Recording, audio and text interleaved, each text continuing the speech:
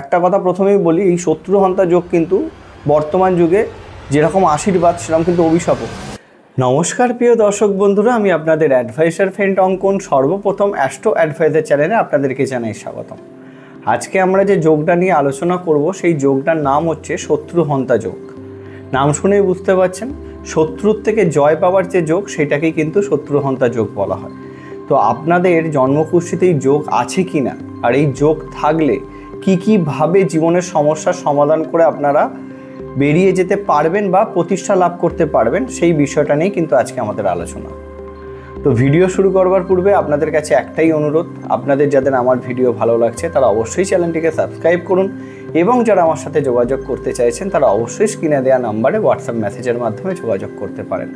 তো আসুন শুরু করা যাক।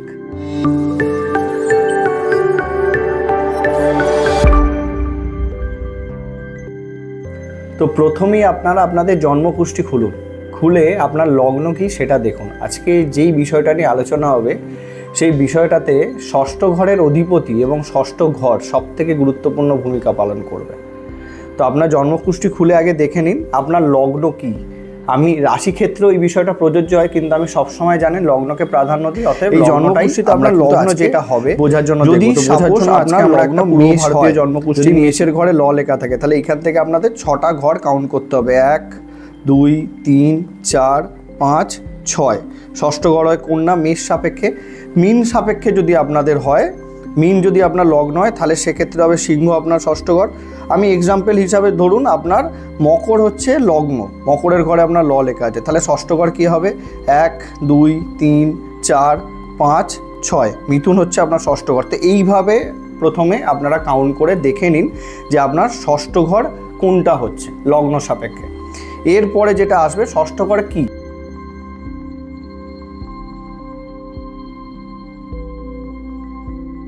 ষষ্ঠ ঘর হচ্ছে রোগ ঋণ রিপুর ঘর। এর সাথে সাথে ষষ্ঠ ঘরকে কিন্তু জ্যোতিষশাস্ত্র মতে নেগেটিভ ঘর হিসাবে ধরা হয়।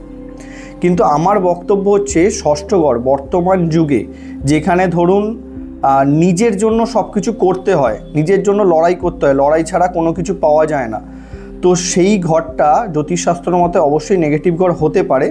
কিন্তু আমার মনে হয় বর্তমান যুগে যদি আপনার ষষ্ঠ ঘর স্ট্রং না থাকে বা ষষ্ঠ ঘরের অধিপতি স্ট্রং না থাকে, তাহলে জীবনে সেইভাবে প্রতিষ্ঠা লাভ কিন্তু আপনারা করতে পারবেন না। কেন? ষষ্ঠ শুধু রোগ ঋণ রিপু নয়, প্রতিযোগিতা করবার ক্ষমতা, আপনার সাহস, আপনার চ্যালেঞ্জ নেবার ক্ষমতা। তো এই ঘরটাকে স্ট্রং থাকতে হবে। তো এই ঘরটা স্ট্রং আছে কিনা সেটা কিভাবে দেখবেন সেটা অন্য বিষয়। সেটা দেখার জন্য খুব সহজ সরলভাবে আপনার এই ষষ্ঠ ঘরের অধিপতি যে গ্রহটা হবে, যেই ঘরটা আপনার ষষ্ঠে এলো, সেই ঘরের অধিপতি যে গ্রহটা হবে সে কত ডিগ্রিতে কত স্ট্রং অবস্থাতে বসে আছে সেটা আপনি একবার দেখতে পারেন। তো তাতে আপনার ষষ্ঠ ঘরের অধিপতি কতটা স্ট্রং সেটা দেখা হলো। কিন্তু আজকে যে বিষয়টা নিয়ে আমরা আলোচনা করব শত্রুহন্তা যোগ, এই যোগটা ক্রিয়েট করে 4টি গ্রহ। কোন কোন গ্রহ? প্রথমত হচ্ছে সূর্য, দ্বিতীয়ত হচ্ছে মঙ্গল, তৃতীয়ত হচ্ছে রাহু এবং সর্বশেষ হচ্ছে শনি। কেন এই 4টি গ্রহকে অনেকাংশে ক্রূর গ্রহ হিসাবে ধরা হয় বা নেগেটিভ গ্রহ হিসাবে ধরা হয়। তো এই 4টি গ্রহ আপনার লগ্ন সাপেক্ষে যদি ষষ্ঠ স্থানে অবস্থান করে, তাহলে প্রথমেই আপনি জেনে নেবেন যে আপনার জন্মছকে কিন্তু শত্রুহন্তা যোগ হয়েছে। এবার এই বিষয়টা নিয়ে আলোচনা কেন করছি, এর একটা তো কারণ আছে। দেখুন, প্রথম বিষয় হচ্ছে এই সকল মানুষরা জন্ম থেকেই স্ট্রাগল করে এবং এরা কিন্তু সমস্যার সম্মুখীন হতে থাকে। তো সমস্যার সম্মুখীন হতে হতে এই সকল মানুষরা এমন একটা জায়গায় পৌঁছে যায় যে কোনো চ্যালেঞ্জ এরা কিন্তু খুব সহজে নিতে পারে। যাদের জন্মছকের লগ্ন সাপেক্ষে ষষ্ঠী 4টির মধ্যে কোনো একটি গ্রহ স্ট্রং অবস্থাতে বসে আছে, নিচস্থ অবস্থাতে নেই, তো তাদের মধ্যে এই গুণটা কিন্তু জন্মগত দিক থেকে থাকে। তো যদি আপনার জন্মছকে আপনার ভাগ্য থাকুক, যাই থাকুক না কেন, পরিস্থিতি পরিবর্তন হতেই পারে। তো যে কোনো পরিস্থিতিতে লড়াই করবার ক্ষমতা কিন্তু এই গ্রহ বা আপনার ষষ্ঠ ঘরের অধিপতি কিন্তু আপনাকে দিতে পারে। যে কোনো সমস্যার সম্মুখীন তো হলে আপনারা বাঁচবেনই, এবং লড়াই করবার ক্ষমতা, নিজের অধিকার বুঝে নেবার ক্ষমতা কিন্তু ষষ্ঠ ঘরে যদি 4টি গ্রহ থাকে তাহলে চলে আসবে। এবার সূর্য যদি আপনার লগ্ন সাপেক্ষে ষষ্ঠ স্থানে নিচস্থ না অবস্থাতে বসে থাকে, নিচস্থ কী করে হবে? যদি আপনার বৃষ লগ্নে জন্মছক হয় তাহলে ষষ্ঠ স্থান হবে তুলা, যেটাতে কিন্তু সূর্য হয়ে যায় নিচস্থ। যদি সূর্য অবস্থান করে আপনার ষষ্ঠ স্থানে, সূর্য কি? সূর্য হচ্ছে রাজা, যার আত্মমর্যাদাবোধ ভীষণ, ইগো ভীষণ। তো এইরকম মানুষ আপনার ক্ষেত্রে যদি আপনার জন্মছকেও থাকে বা আপনারা রিলেট করতে পারেন, বা আপনি এরকম কোনো মানুষকে চেনেন যা জন্মছকের ষষ্ঠ স্থানে আছে, আপনি দেখবেন তাদেরকে, তারা কিন্তু যে কোনো ঝুট ঝামেলা অশান্তি যদি হয় তার মধ্যে যদি কোনো রকমভাবে তারা ইনভলভ হয়, যে কোনো জায়গায়, ধরুন গাড়ির বা বাইকের অ্যাক্সিডেন্ট হয়েছে বা টুকটাক কিছু হয়েছে, সেখানে ধরুন সমস্যার মধ্যে সে নেমেছে সলভ করবার জন্য, সেক্ষেত্রে দেখা গেছে তারা সর্বপ্রথম তাদের থেকে হায়ার অথরিটিকে সবসময় জড়িয়ে দেয়, থানা পুলিশ ফোন করে দেয়, বা কোনো ক্ষেত্রে তার কোনো রাজনৈতিক নেতা চেনাশোনা থাকবেই, তাকে ফোন করে দেয়, তাকে শাসায়, ভয় দেখায়। এইরকম ধরনের বিষয় কিন্তু যদি কারো ষষ্ঠে সূর্য থাকে থাকবেই, আপনারা রিলেট করে দেখতে পারেন। এইরকম যারা করে তাদের কিন্তু ষষ্ঠ স্থানে সূর্য আছে। ধরুন বলে দিল যে আমার এই কাউন্সিলর চেনা, এই রাজনৈতিক নেতা আমার চেনা, এদেরকে ফোন করে দিল, এইরকম ধরনের একটা বিষয় উঠে আসে। তো এদের থেকে আপনারা সবসময় চিন্তা ভাবনা করবেন, যে কোনো রকমভাবে কাটিয়ে বেরিয়ে আসতে পারলেই হবে, না হলে কিন্তু আপনারা লিগালি জড়িয়ে পড়তে পারেন, প্রবলেমে পড়তে পারেন। এইটা একটা বিষয়, যাদের ষষ্ঠে আছে সবসময় ছোটোখাটো কারণে এইরকমভাবে ইনভলভনেস নেওয়ার দরকার নেই। আত্মমর্যাদাবোধ অবশ্যই আপনার আছে, কিন্তু সব ক্ষেত্রে সেটা দেখানোর দরকার নেই, এইটা আপনাদেরকে বলবো। যদি ষষ্ঠ স্থানে আপনার মঙ্গল থাকে খুব স্ট্রং অবস্থাতে, মঙ্গল যদি নিচস্থ না হয়, মঙ্গল কর্কটে নিচস্থ হয়, যদি একমাত্র আপনার কুম্ভ লগ্ন হয় এবং ষষ্ঠে মঙ্গল বসে থাকে, সেক্ষেত্রে কিন্তু আপনার ক্ষেত্রে এটা প্রযোজ্য নয়। মঙ্গলের ক্ষেত্রে মঙ্গল যদি আপনার ষষ্ঠ স্থানে থাকে তাহলে সেক্ষেত্রে মঙ্গল হচ্ছে সেনাপতি। মঙ্গল যদি কোনো রকমভাবে আপনার ষষ্ঠ স্থানে থাকে, সে কিন্তু যে কোনো প্রকারে জিততে চাইবে। এইরকম সেম সমস্যার মধ্যে যদি সে পড়ে, সর্বপ্রথম মুখের কথা থেকে হাতাহাতি বা শারীরিক সংঘর্ষটাকে তারা বেশি প্রাধান্য দিয়ে দেয়। এবং এই বিষয়টাও দেখা গেছে, এরকম অনেক মানুষকে আপনি দেখবেন, খুব ছোটোখাটো নমিনাল ঝামেলা, একে ফোন করছে, তাকে ফোন করছে, তার বন্ধু বান্ধব পাড়া প্রতিবেশী সবাইকে ডেকে নিয়ে চলে আসলো। তার প্রধান টার্গেট থাকে, যেহেতু সে সেনাপতি, তার সৈন্য তো আছেই, অতএব ষষ্ঠে যাদের মঙ্গল থাকবে তাদের দেখবেন বেশ একটা বড় গ্রুপের সাথে ওঠা বসা থাকবে। তো এরা কিন্তু সর্বদাই তার সেনাকে ক্রিয়েট করবার চেষ্টা করে সেখানে আপনার ঝুট ঝামেলা অশান্তি, মানে সেখানে বোঝাবুঝির কোনো বিষয় না, সেখানে কিন্তু হাতাহাতি করতে পছন্দ করবে। সবসময় এদের মধ্যে একটা মেন্টালিটি থাকবে যে আমার লড়াই করতেই হবে, যে কোনো রকমভাবে জিততেই হবে। এইটা কিন্তু যাদের ষষ্ঠে মঙ্গল তাদের মধ্যে এই বিষয়টা থাকে। কিন্তু এটা ভালো, আমি একটা কথা প্রথমেই বলি, এই শত্রুহন্তা যোগ কিন্তু বর্তমান যুগে যেরকম আশীর্বাদ সেরকম কিন্তু অভিশাপও। তো অনেক ক্ষেত্রে কি হয়, যদি দুর্বল মঙ্গল হয় সেক্ষেত্রে আপনারা জড়িয়ে পড়লেন, সেখান থেকে বেরোতে পারলেন না। এই উদ্দেশ্য নিয়ে কিন্তু আমার এই ভিডিওটা করা। মঙ্গল ষষ্ঠে আছে, নিজের রাগকে কন্ট্রোল করবার চেষ্টা করুন, সঠিক জায়গাতে আপনারা প্রয়োগ করুন। কারণ একটা ছোটোখাটো ঝামেলাতে যদি আপনার পুরো এনার্জিটা লস করে ফেলেন, যেই উদ্দেশ্যে আপনারা যাচ্ছিলেন কোনো কাজের উদ্দেশ্যে, সেই কাজটাই হয়তো হয়ে উঠলো না। এই বিষয়গুলোকে আপনাদেরকে মেনটেন করতে হবে যদি ষষ্ঠে মঙ্গল থাকে। তার পরবর্তী যদি আপনার ষষ্ঠ স্থানে রাহু থাকে, সবথেকে চালাক এবং গুরুত্বপূর্ণ কলিযুগেতে ষষ্ঠে যদি কারো রাহু থাকে, তাহলে সবথেকে মোস্ট শত্রুহন্তা যোগ হয়। এই যোগ যখনই আপনার জন্মছকে হবে, তখন প্রথমত আপনার যদি ষষ্ঠে রাহু থাকে, এইরকম সেম সিচুয়েশন যেখানে ঝামেলা অশান্তিতে আপনারা জড়িয়েছেন, রাহু কিন্তু কোনো কিছু মানে না, কোনো কিছু নয়, সে প্রতারণা করে হলেও, চালাকি বুদ্ধির দ্বারা হলেও সে কিন্তু জিতবে সেখান থেকে, যে কোনো প্রকারে আপনার সাথে কিন্তু সে প্রতারণা করেও জিতবে। ষষ্ঠে রাহু যে সকল মানুষের জন্মছকে আছে, আমি বলবো তাদের থেকে একটু বেঁচে থাকতে। আর যাদের ষষ্ঠ স্থানে রাহু আছে, আমি এইটা বলবো যে ঠিক আছে, জীবনে জেতা অবশ্যই দরকার, কিন্তু যদি সম্ভব হয় সোজা পথে চলার চেষ্টা করলে তারা কিন্তু জীবনে আরও বেশি সাকসেস পাবে। তাদের বুদ্ধিটা যদি ঝামেলায় না লাগিয়ে যে কোনো কাজের ক্ষেত্রে ব্যবহার করা যায়, সেটা কিন্তু তাদের জন্য বেশি ভালো হবে।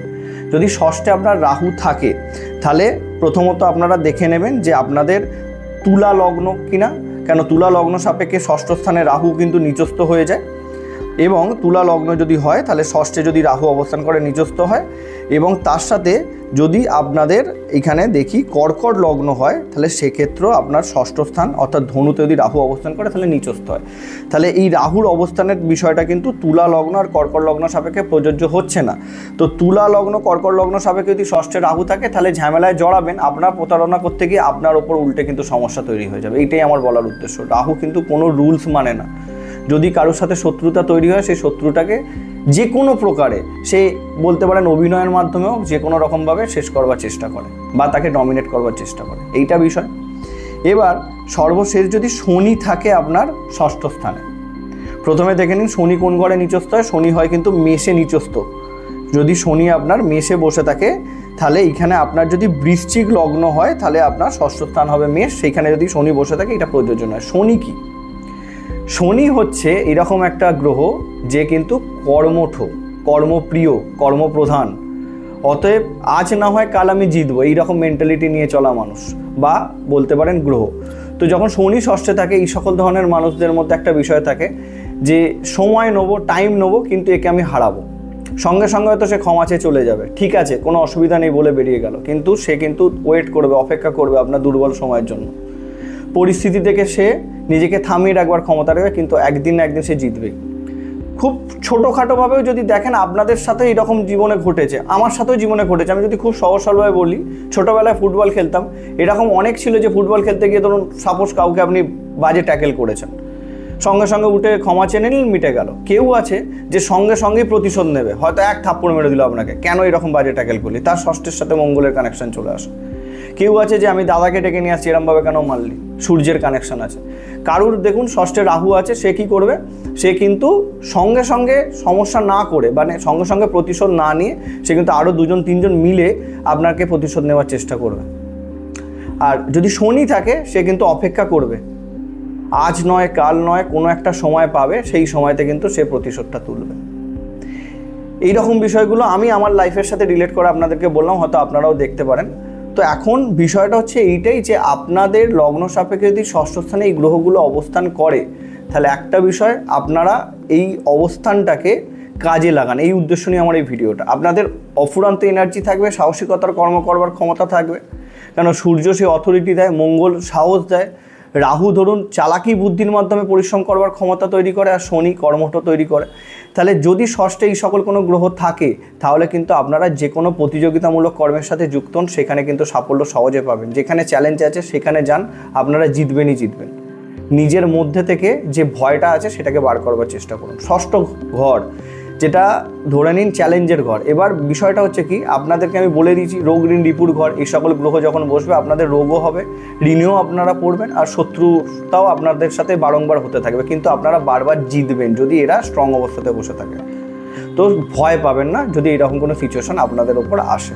এই বিষয়টাই বোঝানোর উদ্দেশ্য নিয়ে আজকে আমাদের এই ভিডিওটা। আশা করি ভিডিওটা আপনাদের ভালো লাগছে। আরও কিছু আমি আপনাদেরকে বলতে চাইছি।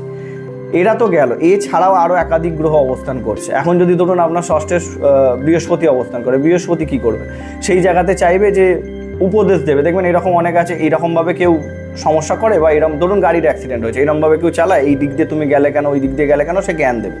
শুক্র যদি থাকে, সে সর্বপ্রথম তার কি ক্ষতি হয়েছে, কি তার চোট লেগেছে, তার গাড়িতে কি হয়েছে, সেই জিনিসটা দেখবে। বুধ যদি থাকে, বুধ ওইখানে দেখবেন ঝামেলা করছে, ঝামেলা মিটিয়ে নিল, তার সাথে কন্ট্যাক্ট করে নিল, কোনো সময় দরকারে তার সাথেই যোগাযোগ করে সে তার কাজ মিটিয়ে বেরিয়ে গেল। কারণ বুধের কাজ হচ্ছে ম্যানেজমেন্ট করা, বুঝতে পেরেছেন। কেতু থাকলে, কেতুতে এরকম ব্যাপারই নয়, ক্ষমা চেয়ে নিল, মিটে গেল। কেতুর কানেকশন ষষ্ঠ স্থানে থাকলে যদি আপনি প্রথমত তো সে বেরিয়ে, তার ভুল হলো, সে বেরিয়ে ক্ষমা চেয়ে নেবে, ছেড়ে দাও, এইসব কিছু বিষয় নেই, আমারই ভুল। যদি ভুল নাও হয় সেক্ষেত্রেও তারা এরকম ধরনের বিহেভিয়ার করে ফেলে। তো এই বিষয়গুলো আশা করি আপনারা রিলেট করতে পারছেন। এই বক্তব্য নিয়ে আজকে আমাদের ভিডিও। তো আশা করি আপনাদের ভিডিওটি ভালো লেগেছে। যদি ভালো লাগে তাহলে অবশ্যই চ্যানেলটিকে সাবস্ক্রাইব করবেন। দেখা হচ্ছে পরবর্তী ভিডিওতে। নমস্কার।